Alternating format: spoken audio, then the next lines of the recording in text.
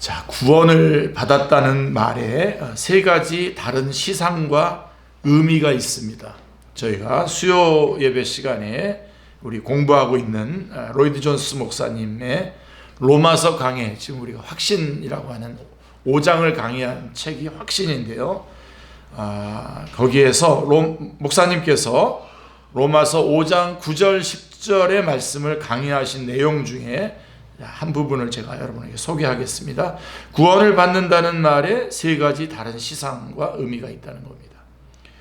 자, 죄에 대한 하나님의 진노가 임하고 하나님의 의로운 판단이 죄와 악에 대해 나타나고 선포되는 큰 날이 장차 올 것입니다. 이날은 성경이 끊임없이 언급하는 엄청난 날입니다.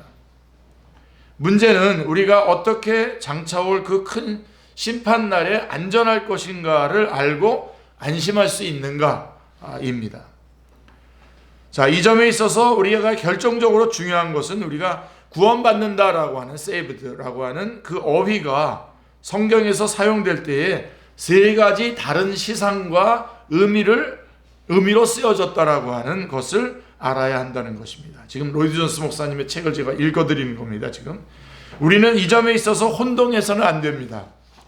첫째로 우리가 이미 구원받았다라고 하는 사실을 알려주는 것입니다. 이 구원받았다라고 하는 뜻은 우리가 이미 구원받았다는 것입니다.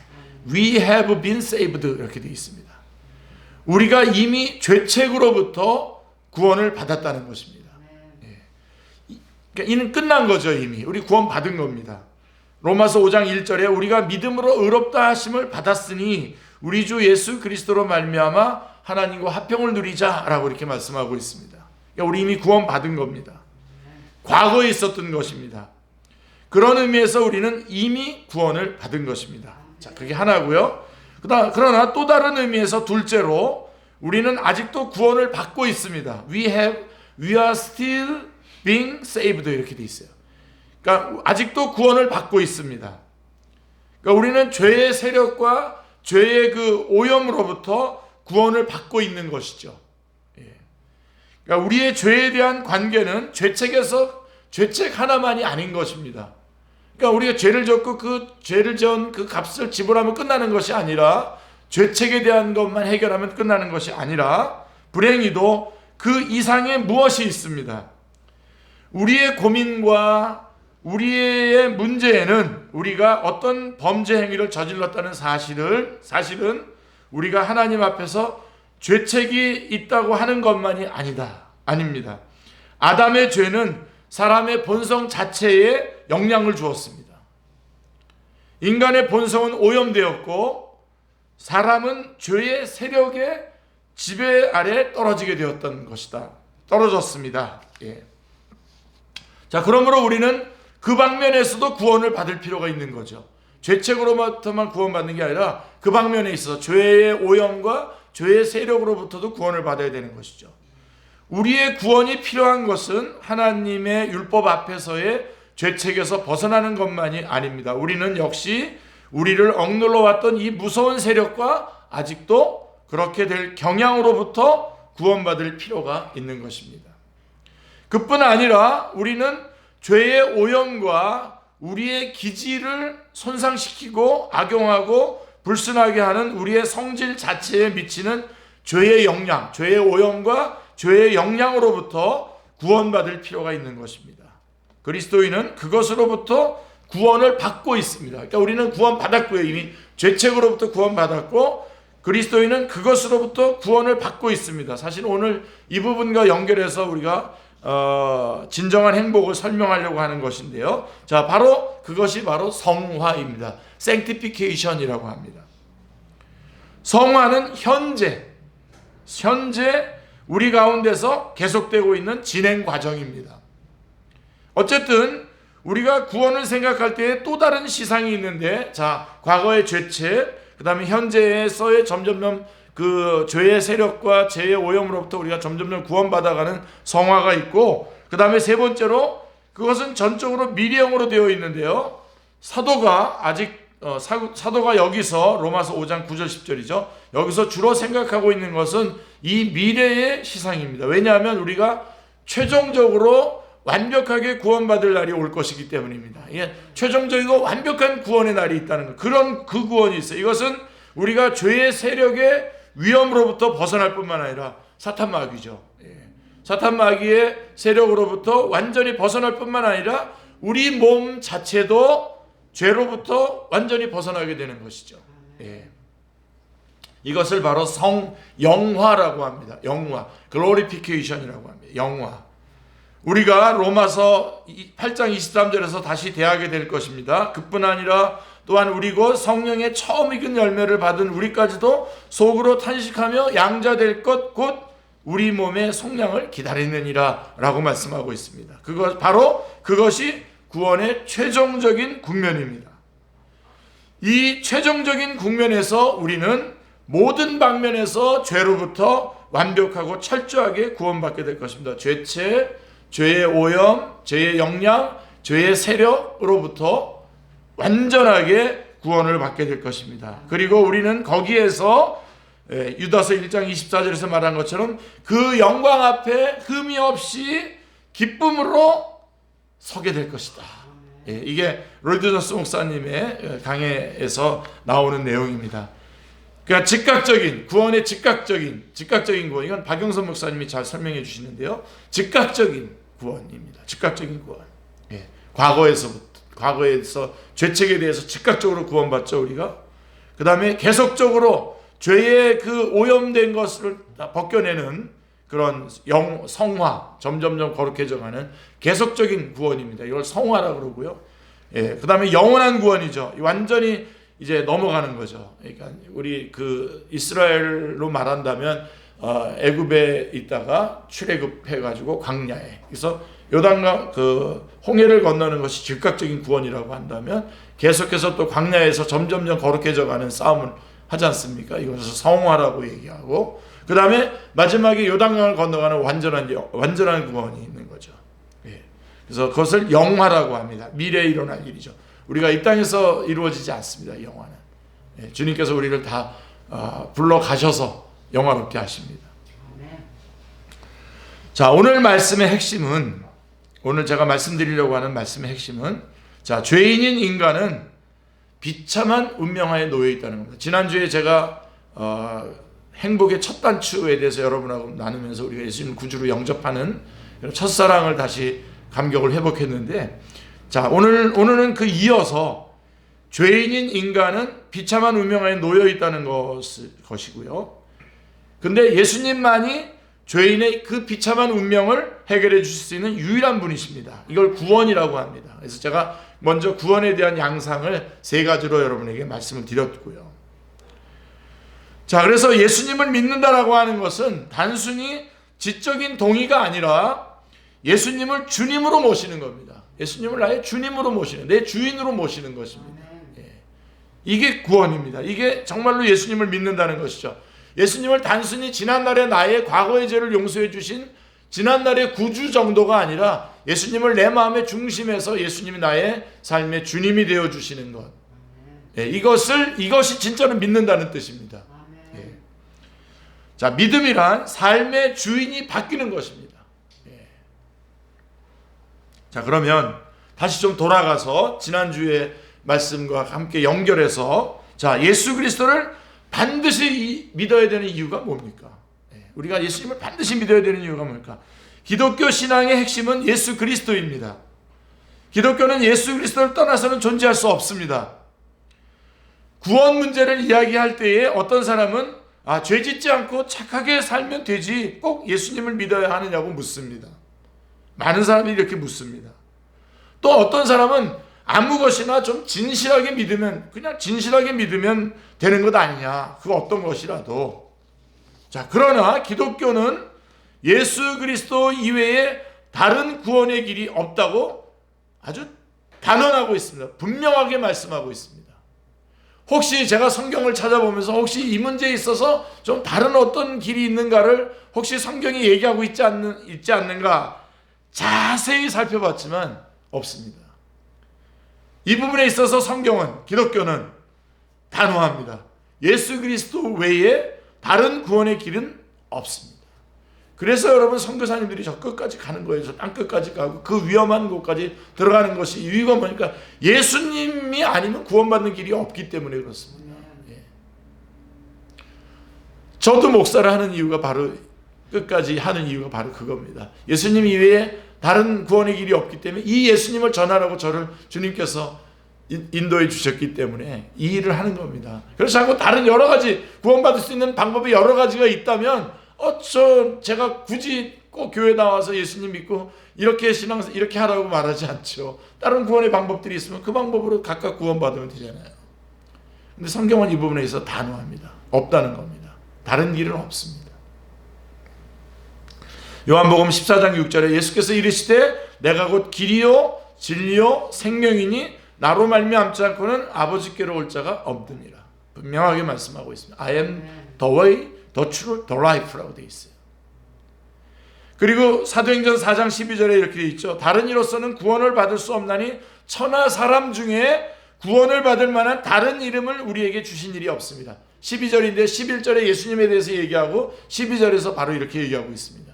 천하 인간, 천하 사람 중에 구원받을 만한 다른 이름을 우리에게 주신 일이 없습니다 라고 말씀하고 있습니다. 자, 그렇다면 왜 우리는 반드시 예수 그리스도를 믿어야 하는 것입니까? 왜 반드시 예수 그리스도를 믿어야 됩니까? 자, 오늘 꼭 정리하시고 여러분들의 진정한 행복의 자리로 들어가시기 바랍니다. 자, 모든 사람은 죄인이기 때문에 그렇습니다. 예. 로마서 3장 23절 말씀, 우리 축제교회 성도님들이 이거 다 암송하죠. 모든 사람이 죄를 범하였음에 하나님의 영광에 이르지 못하더니. 모든 사람이. 예. 여기서 말하는 이 모든 사람은 말 그대로 세상에 존재하는 모든 사람을 말하는 겁니다. 동서고금 남녀노소. 예. 우리 성경에서 요한복음 3장 16절에서 하나님이 세상을 이처럼 사랑할 때 그 세상이 바로 이겁니다. 모든 사람. 우리 마태복음 11장 28절에서 수고하고 무거운 짐자들아 다 내게로 와라 했을 때 그 다가 바로 여기 모든 사람 안에 포함되는 것입니다. 모든 사람이 죄를 범하였음에 하나님의 영광에 이르지 못했다라고 성경은 증언하고 있는 것입니다. 한 사람도 죄를 짓지 않은 사람이 없고 한 사람도 죄인이 아닌 사람이 없습니다. 우리가 존경하는 세종대왕 이순신 장군 죄인입니까 아닙니까? 죄인입니다. 간디, 테레사 수녀님 죄인입니까 아닙니까? 죄인입니다. 그렇다면 왜 모든 사람이 죄를 짓는 것입니까? 자, 첫째 이유는 죄의 뿌리가 있기 때문에 그렇습니다. 죄의 뿌리가 있기 때문에. 유명한 말씀이죠. 로마서 1장 28절 말씀. 또한 그들이 마음에 하나님 두기를 싫어하며 하나님께서 그들을 그 상실한 마음대로 내어버려 두사 합당치 못한 일을 하게 하셨습니다 라고 하셨으니라고 말씀하고 있습니다. 마음에 하나님 두기를 싫어한다 그랬어요. 마음에 하나님 두기를 싫어하며라고 하는 말씀과 합당치 못한 일을 하게 하였으니라고 하는 말에 여러분들이 주목하셔야 됩니다. 사람들은 거짓말, 도둑질, 살인 같은 것을 죄라고 생각합니다. 그렇습니다. 그런 행동들은 합당치 못한 일들입니다. 그러나 사람들이 그런 죄를 짓게 되는 이유가 뭐라고요? 마음속에 하나님을 두기를 싫어하기 때문이라는 것입니다. 마음속에 하나님 두기를 싫어하기 때문에. 왜 사람들은 마음에 하나님 두기를 싫어할까요? 자기 마음대로 살고 싶어서 그렇습니다. 자기 마음대로 살고 싶어서. 자신이 자신의 삶의 주인이 되기를 원하기 때문입니다. 여러분, 우리도 마찬가지죠. 우리도 지금 예수 믿고 구원받은 우리도 똑같습니다. 조금만 풀어주잖아요. 조금만 하면 다 싫어합니다. 모이라 그러면 모이는 거 싫어합니다. 내 마음대로 하고 싶으니까. 성경은 나는 내가 하고 싶은 대로 한다라고 하는 이런 태도가 모든 죄의 뿌리라고 말하고 있습니다. 하나님을 삶의 주인으로 모시기를 원치 않는 것, 이것이 모든 죄의 뿌리인 것입니다. 하나님의 뜻대로 내가 이끌려가는 것을 원치 않아요. 그게 죄의 뿌리입니다. 그래서 우리가 구원받았다라고 하는 것은, 우리가 믿는다라고 하는 것은 뭘 말하냐면 하나님께서 나를 이끌어 가시도록 그 주인을 주님께 맡겨드리는 것, 그것이 구원이라는 겁니다. 자, 바로 자기가 자기 자신의 삶의 주인이 되려고 하는 것, 이게 죄의 뿌리고, 그것이 사람들이 마음과 행동으로 죄를 짓는 이유인 것입니다. 그래서 죄를 짓는 겁니다. 죄의 뿌리는 자신이 삶의 주인이 되는 것입니다. 하나님을 떠난 것이고 하나님을 믿지 않는 것입니다. 그리고 죄의 열매는 거짓말, 도둑질, 음행, 살인 이런 것들로 그 열매가 나타나게 되는 것이죠. 자, 모든 사람이 죄를 짓는 이유가 뭐냐? 첫째로 죄의 뿌리가 있기 때문이고, 그럼 두 번째, 이건 죄책이고 안에 있는 문제고요. 우리 안에 있는 문제고, 두 번째로는 왜 사람들이 죄를 짓냐? 죄 뒤에 있는 악한 영, 마귀의 역사가 있기 때문에 그렇습니다. 이거는 바깥에서부터의 죄의 세력이죠. 그죠? 에베소서 2장 2절 말씀을 보시면, 그때에, 예수 믿기 전에 우리가 그때에 너희는 그 가운데서 행하여 이 세상 풍조를 따르고 공중의 권세 잡은 자를 따랐으니 곧 지금 불순종의 아들들 가운데서 역사하는 영이라 라고 말씀하고 있습니다. 죄에는 강력한 힘이 있습니다. 저항하기 힘든 강력한 힘이 있습니다. 선한 일을 하는 것보다 죄를 짓는 것이 훨씬 쉽습니다. 좋은 습관을 갖는 것은 노력이 필요하지만 나쁜 습관을 갖는 것은 노력하지 않아도 됩니다. 자, 왜 이런 현상이 나타나는 것입니까? 죄 뒤에 마귀, 사탄이 역사하고 있기 때문입니다. 마귀, 이 사탄은 하나님을 떠난 불신자들 안에 역사하면서 죄를 짓게 만듭니다. 자기 뜻대로 살고자 하나님을 떠난 사람은 마귀의 종이 되어서 죄를 지으면서 살아갑니다. 마귀의 종이 된 겁니다. 그러니까 여러분, 우리가 예수님 믿기 전에는 우리가 죄를 지으면 그건 우리가 아니라 죄가, 사단이 우리를 가지고 마음대로 우리를 이끌어간 겁니다. 근데 여러분, 이제 우리가 예수님 믿은 다음에는 여기에 끌려가면 죄를 짓는 것은 그건 자기가 동의했기 때문에 짓는 겁니다. 이거는 어쨌든 자기 뜻대로 살고자 하나님을 떠난 사람은 마귀의 종이 되어서 죄를 지으면서 살아가게 되는 거죠. 하나님을 떠난 것이 죄의 뿌리요. 처음부터 하나님을 떠난 것이 죄의 뿌리고 우리 안에서 죄책이고, 그 다음에 그 죄의 뿌리 뒤에는 마귀가 역사하고 있는 것입니다. 그래서 바깥에서는 마귀가 역사하는 거죠. 죄의 세력이 끌고 가는 겁니다. 자, 그래서 우리가 왜 반드시 예수 그리스도를 믿어야 하는가라고 하면서 지금 첫 번째로 제가 제시한 게 뭐냐면, 모든 사람이 죄인이기 때문이다라고 말씀했습니다. 하나님 두기를 싫어하고 사탄의 역사가 있기 때문에 모든 사람이 죄인이기 때문에 반드시 예수님을 믿어야 되는 거죠. 그 다음에 두 번째로, 그 죄의 결과가 뭐 그냥 좋은 거라면 괜찮겠죠. 예수님 안 믿어도 되겠죠. 근데 그 죄의 결과가 뭐냐면 죽음입니다. 그 죄의 결과가 죽음이기 때문에 우리는 예수님을 반드시 믿어야 됩니다. 로마서 6장 23절에서 이렇게 말씀합니다. 죄의 싹은 사망이요 하나님의 은사는 그리스도 예수 우리 주 안에 있는 영생이니라, 이렇게 말씀하고 있습니다. 죄의 싹은 사망이다. 죄의 싹은, 죄의 대가는 죽음입니다. 죽음에 대해서 생각해 보신 적이 있으십니까? 죽음이라고 하면 우리는 호흡이 끊어지는 육체적인 죽음만을 생각을 하는데요. 그러나 성경은 죄의 대가로 주어지는 죽음에는 세 가지가 있다고 말합니다. 세 단계가 있다고 말합니다. 첫 번째는 영적인 죽음입니다. 영적인 죽음. 이게 첫 번째, 영적인 죽음. 에베소서 2장 1절 말씀에서 그는 허물과 죄로 죽었던 너희를 살리셨도다. 허물과 죄로 죽었던 너희. 자, 영적인 죽음이라고 하는 것은 죄로 말미암아 하나님과의 관계가 끊어진 것을 말하는 것입니다. 사람들이 하나님을 알지 못하고 경험하지 못하는 이유는 영적으로 죽었기 때문입니다. 죄를 지은 인간은 하나님께 스스로 돌아갈 수 없게 되었습니다.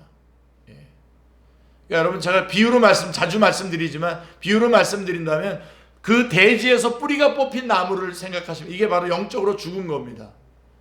그 대지, 하나님이라고 하는 대지에서 뿌리가 뽑힌 거예요. 그게 죽음입니다. 영적인 죽음입니다. 그리고 두 번째로 육체적인 죽음이 있습니다. 히브리서 9장 27절의 말씀처럼 한 번 죽는 것은 사람에게 정하신 것이 했을 때 이 죽음이 바로 육체적인 죽음을 말하는 것입니다. 세상에 태어난 모든 사람은 죽습니다. 어떤 사람들은 인간이 늙고 병들고 죽는다는 사실을 그냥 자연스러운 것이라고 생각을 하는데요. 그러나 육체적인 죽음 역시 죄의 결과인 것입니다. 모든 사람이 죽는다는 것은 모든 사람이 죄인이라고 하는 사실을 증명해 주는 것입니다. 그래서 이것은 뭐라 하냐면 그 뿌리가 뽑힌 나무가 말라 비틀어지는 것이죠. 그게 죽음입니다. 그게 육체적인 죽음입니다. 성경은 이것을 첫째 사망이라고 말합니다. 그리고 세 번째 죽음이 뭐냐면 영원한 죽음이 있습니다. 지옥에 가는 거죠. 요한계시록 20장 14절에 보시면 사망과 음부도 불못에 던져지니 이것은 둘째 사망 곧 불못이라 라고 말씀하고 있습니다. 그러니까 육체적인 죽음이 첫째 사망이라고 한다면 지옥에 들어가는 것이 둘째 사망입니다. 죽으면 그것으로 끝이라고 생각하는 사람이 있습니다. 그런 생각 때문에 삶의 절망을 느낀 많은 사람들이 스스로 목숨을 끊습니다. 우리 그리스도인들이 해야 될 일이 많습니다. 여러분, 죽으면 끝이 아니라고 하는 것을 우리가 전해야 됩니다. 우리나라가 이 자살률이 굉장히 많은데 왜 자살하냐? 바로 이런 것 때문에. 죽으면 끝이 아닙니다. 죽으면 끝이 아니라 그 후에 심판이 있습니다. 그런데 사람들은 그냥 죽으면 끝이라고 생각하고 그렇게 살기 때문에 그냥 절망스러운 일이 닥치게 되면 그냥 스스로 목숨을 끊는 일들이 일어나는 거죠. 그렇지 않습니다, 여러분. 그러나 죽음 이후에 또 다른 죽음이 기다리고 있습니다. 바로 영원한 지옥입니다. 죽은 이후에 지옥에 가서 영원히 고통당하게 되는 것입니다. 자, 그렇다면 이 죄의 문제를 어떻게 해결할 수 있습니까? 이렇게 죄를 짓게 되면 죽고 그 결과 심판을 받고 지옥에 가는 이 죄의 문제를 어떻게 해결할 수 있습니까? 자, 왜 우리는 반드시 예수 그리스도를 믿어야 하는 것입니까? 자, 모든 사람이 죄인이기 때문에, 그 다음에 죄의 결과가 죽음이기 때문에, 그 다음에 이 죄의 문제를 해결해 주신 분은 처음에도 말씀드렸지만 예수 그리스도, 예수님밖에 없기 때문입니다. 그래서 우리는 예수 그리스도를 반드시 믿어야 됩니다. 어떤 사람은 다른 사람에게 나쁜 짓 하지 않고 착하게 살면 문제가 없을 것이라고 생각합니다. 그러나 여러분, 정말 착하게 살아갑니까? 사라집니까? 여러분, 우리가 착하게 살 수 있습니까? 아무리 착하게 사는 사람이라도 죄를 짓지 않는 사람은 단 한 사람도 없습니다.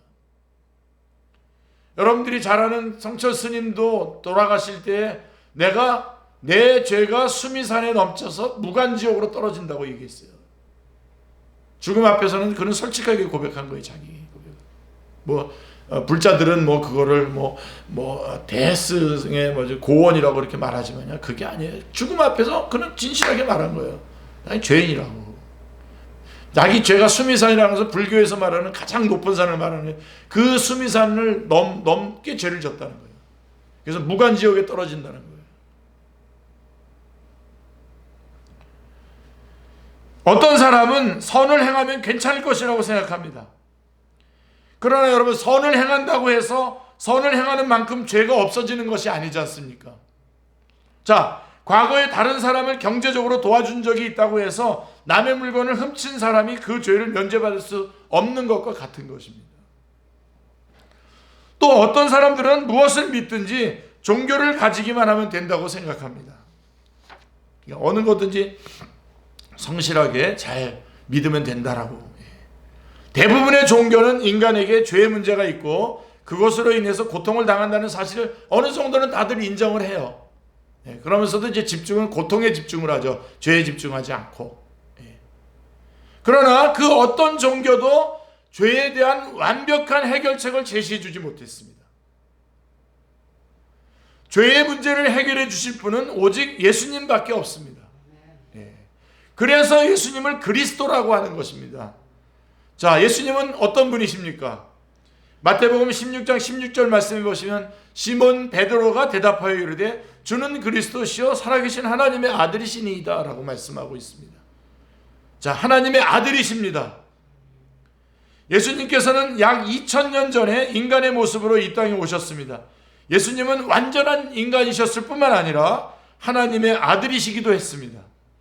예수님께서 하나님의 아들이시라고 하는 것은 그가 하나님이시라고 하는 것을 의미하는 것입니다. 그리고 그는 그리스도십니다. 아들이시면서 그리스도십니다. 그리스도라고 하는 말은 기름 부음을 받았다는 뜻이고 구원자라고 하는 뜻입니다. 예수님은 하나님께서 우리를 구원하시기 위해 보내주신 구원자라고 하는 것입니다. 우리가 구원받을 수 있는 다른 방법이 있다면 하나님께서는 예수 그리스도를 보내시지 않으셨을 것입니다. 예수님만이 우리를 구원하시는 하나님의 유일한 방법입니다. 자, 예수님은 하나님의 아들이시고 그리스도이신데, 그러면 예수님은 우리를 구원하시기 위해서 어떤 일을 하셨습니까? 그는 우리 죄를 위해서 십자가에 달려 죽으셨습니다. 절대로 놓칠 수 없죠. 그죠? 갈라디아서 1장 4절 말씀해 보시면 그리스도께서 하나님 곧 우리 아버지의 뜻을 따라 이 악한 세대에서 우리를 건지시려고 우리 죄를 대속하기 위하여 자기 몸을 주셨으니 라고 갈라디아서 1장 4절이 말씀하고 있습니다. 그리스도이신 구원자이신 예수님께서 우리를 구원하시기 위해서 하신 일은 십자가에 달려 죽는 것이었습니다. 십자가는 로마 시대의 가장 잔인한 처형 방법입니다. 하나님의 아들이신 예수님께서 왜 그렇게 비참하게 죽으셔야 했습니까? 바로 우리의 죄를 대속하시기 위해서 죽으셨습니다. 모든 사람은 죄인이고 그 죄의 대가는 죽음이라고 했습니다. 그런데 우리가 치러야 할 그 죄의 대가를 예수님께서 대신 감당하시고 죽으신 것입니다. 예수님께서 우리의 힘으로는 도저히 해결할 수 없는 죄의 문제를 죽음으로 완전히 해결해 주신 것입니다. 자, 예수님은 누굽니까? 우리 죄를 위해서 십자가에 달려 죽으셨습니다. 자, 그리고 예수님은 무엇을 하셨습니까? 우리를 살리시기 위해서 부활하셨습니다. 놓치지 마십시오. 고린도전서 15장 3절 4절에 보면 내가 받은 것은 먼저 너희에게 전하였노니 이는 성경대로 그리스도께서 우리 죄를 위하여 죽으시고 장사 지낸 바 되었다가 성경대로 사흘 만에 다시 살아나사 이렇게 말씀하고 있습니다. 예수님께서 십자가에 달리신 것은 모든 것이 예수님이 십자가에 달리신 것으로 모든 것이 끝났다면 우리는 예수님이 진정한 구원자라고 믿을 수 없었을 것입니다. 자신이 하나님이 보내신 메시아라고 주장하면서 죽은 사람이 예수님 말고도 많았거든요. 얼마든지 많이 있기 때문입니다. 그러나 예수님께서는 십자가에 달려 죽으셨을 뿐만 아니라 사흘 만에 다시 살아나셨습니다. 성경은 실제로 많은 사람이 예수님의 부활을 목격했다고 말씀하고 있습니다. 예수님의 제자들이 죽음을 두려워하지 않고 복음을 전할 수 있었던 것은 예수님의 부활을 눈으로 목격했기 때문입니다. 부활은 예수님께서 정말 하나님의 아들이시고 우리를 구원하시는 구원자임을 증명하는 사건입니다. 좀 더 신학적으로 조금 한 번만 더 말씀드린다면 여러분에게 자주 말씀드렸었던 건데, 자, 예수님은 십자가에 달려 죽으시기만 하신 것이 아니라 이 땅에 오셔서 다 살아내셨잖아요. 그죠? 그래서 우리의 죄값을 예수님의 십자가를 통해서 죄값을 다 지불하셨고, 그 다음에 우리가 진짜 살았어야 될 그 의로운 삶을 예수님이 이 땅에 오셔서 다 살아내셨지 않습니까? 다 살아내셔서 죄는 없으시면서 다 살아내셔서 행위 언약에 있어서 의를 획득하셨어요. 그래서 그 획득한 의를 우리에게 전가시켜 주셨어요. 믿음으로. 예수 그리스도 안에서 믿음으로 전가시켜 주셔서 우리가 구원을 받아요. 이걸 갖다가 칭의라 그래요. 칭의. 그러니까 우리는 예수님의 십자가, 그 다음에 이 칭의가 완전히 그 값이, 완전히 예수님이 의로운 삶을 살았다라고 하는 그 확인이 뭐냐면 부활입니다. 예수님이 부활하신 거죠. 자, 여러분, 빚을 갚으러 간 사람이 돌아오지 않으면 빚이 갚아진 겁니까? 안 갚아진 겁니까? 안 갚아진 거죠. 빚을 갚으러 간 사람이 갚고 돌아왔어요. 그게 바로 예수 그리스도의 부활인 것입니다. 이 땅에 오셔서 사시면서 율법에 요구하는 모든 요구들을 다 지켜내심으로 행위 언약을 통한 의를 획득하셨다는 증명이 바로 부활인 것입니다. 이렇게 획득한 의를 예수 그리스도 안에서 믿음으로 우리에게 전가시켜 주셨습니다. 칭의. 예. 자, 다시 한번. 자, 그러면 우리는 왜 반드시 예수 그리스도를 믿어야 합니까? 자, 모든 사람이 죄인이기 때문에, 그리고 죄의 결과가 죽음이기 때문에, 그리고 구원 문제를, 죄 문제를 해결해 주신 분은 오직 예수 그리스도밖에 없기 때문에 우리 예수님 반드시 믿어야 됩니다. 그리고 마지막으로, 자, 이 구원이라고 하는 선물을, 자, 우리가 왜 반드시 예수 그리스도를 믿어야 되냐? 이 구원이라고 하는 선물을 예수님을 믿음으로 받기 때문에 그렇습니다. 구원을 예수님을 믿음으로 받기 때문에. 사랑하는 성도님들, 구원은 선물입니다. 그것은 열심히 노력해서 얻어지는 것이 아니라는 말입니다. 구원이 선물이라고 하는 이유는 우리를 사랑하시는 하나님께서 구원에 필요한 모든 것을 다 준비하고 이루셨기 때문입니다. 하나님 아버지께서 예수님을 이 땅에 보내셨고, 예수님은 우리의 죄를 대신해서 십자가에 달려 죽으시고, 또 우리가 이루어야 될 의를 이루시고 부활하셨습니다. 하나님 편에서 모든 것이 다 이루어진 겁니다. 다 준비된 겁니다. 그러나 이 구원의 선물을 받기 위해서는 하나의 조건이 필요합니다. 그것은 바로 우리의 믿음입니다. 믿음은 노력이나 공로를 뜻하는 것이 아닙니다. 믿음으로 구원받나니까 내가 믿은 그래서 공로, 내 의, 내 공로, 이게 아닙니다. 하나님께서 이루어 놓으신 구원이라고 하는 선물을 받는 손입니다. 그게 믿음입니다. 예수 그리스도가 다 이루어, 우리가 마치 여러분 엘리베이터를 타게 되면은 여기서 1층에서 뭐 30층까지 간다 그러면 우리가 30층까지 그걸 다 엘리베이터를 다시 만들어서 가지는 않지 않습니까? 어떻게 합니까? 버튼을 누르면 되잖아요. 그게 버튼을 누르는 거, 그게 바로 구원입니다. 그게 바로 믿음입니다. 이미 다 이루어 놓았잖아요. 그 전에 주님께서 십자가에 달려 돌아가시고 또 부활하셔서 우리의 구원을 다 이루어 놓으시고 믿기만 하라고 준비해 놓은 거죠. 자, 그렇다면 우리는 구체적으로 무엇을 믿어야 됩니까? 자, 오늘 우리가 본문 말씀 로마서 10장 9절 10절 9절 말씀을 보세요. 내가 만일 내 입으로 예수를 주로 시인하며 또 하나님께서 그를 죽은 자 가운데서 살리신 것을 내 마음에 믿으면 구원을 받으리라. 자, 우리 구체적으로 뭘 믿어야 됩니까? 예수님의 십자가와 부활을 믿어야 됩니다. 십자가와 부활을 믿어야 됩니다. 그래서 우리가 지난주에 우리 영접 기도할 때에도 우리가 예수 그리스도의 십자가를 믿습니다. 부활을 믿습니다. 라고 우리가 고백한 이유가 바로 그것입니다. 예수님의 십자가와 부활을 믿어야 돼요. 그래서 예수님이 그리스도 구원자이심을 믿어야 한다는 것입니다. 그분이 바로 나의 죄 때문에 십자가에 달려 죽으셨다는 사실, 그리고 나를 살리기 위해서 부활하셨다는 사실을 믿어야 합니다. 예수님을 통하여 나의 모든 죄가 씻어지고 하나님께서 주시는 구원을 얻게 된다는 사실을 믿는 것입니다. 그리고 이걸 믿어야 돼요. 예수님이 나의 주님이시라고 하는, 주님이 되셔야 된다는 것을 믿어야 됩니다. 예수님이 주님 되심을 믿어야 합니다. 그냥 우리 제 안에 들어오셔서 그냥 여전히 손님으로 있으면 안 되겠죠.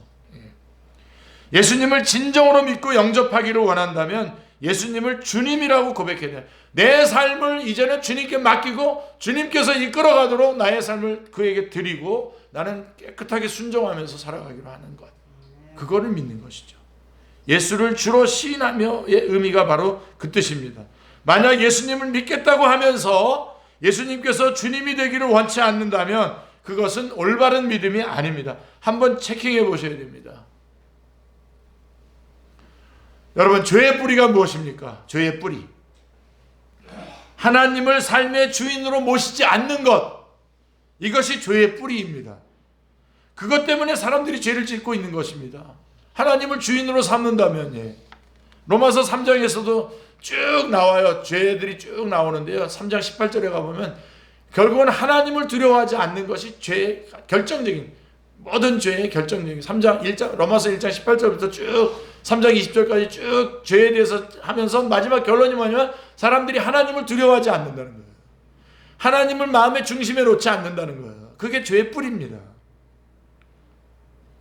그러나 예수님을 마음의 주님으로 모실 때에 이 문제를 해결할 수 있습니다. 하나님의 아들이신 예수님을 주인으로 모시는 것은 곧 하나님을 주인으로 모시는 것이기 때문입니다. 자, 믿음은 삶의 주인이 나 자신에서 예수님으로 바뀌는 것입니다. 예. 아멘. 예. 이게 진정한, 오늘 제목이 진정한 행복. 이게 진정한 행복입니다. 진정한 행복입니다. 예수님을 주님으로 영접하면 자유를 얻게 됩니다. 하나님께서 계획하신 풍성한 삶을 살게 됩니다. 예수님께서 자신의 주님이 되신다는 사실을 아는 것은 정말 행복한 일입니다. 예수님을 주님으로 모시는, 자, 여러분 예수님을 주님으로 영접하셨습니까? 네. 기도하겠습니다. 하나님 아버지, 저희들이 주님 안에 있다고 하면서도 여전히 우리 자신의 삶의 주인이 나 자신인 것을 오늘 다시 발견하면서 하나님, 이 시간 삶의 주인의 자리에 예수 그리스도를 모셔드립니다. 저희 안에 들어오셔서 저희들의 삶의 주인이 되어 주시옵소서. 하나님, 우리가 이 예수 그리스도를 주인 삼고 모든 것을 맡기고 순종하며 따라가는 진정한 행복을 누리며 살아가는 하나님의 귀한 백성들 다 되게 하여 주옵소서. 주 예수 그리스도의 이름으로 기도드리옵나이다. 아멘.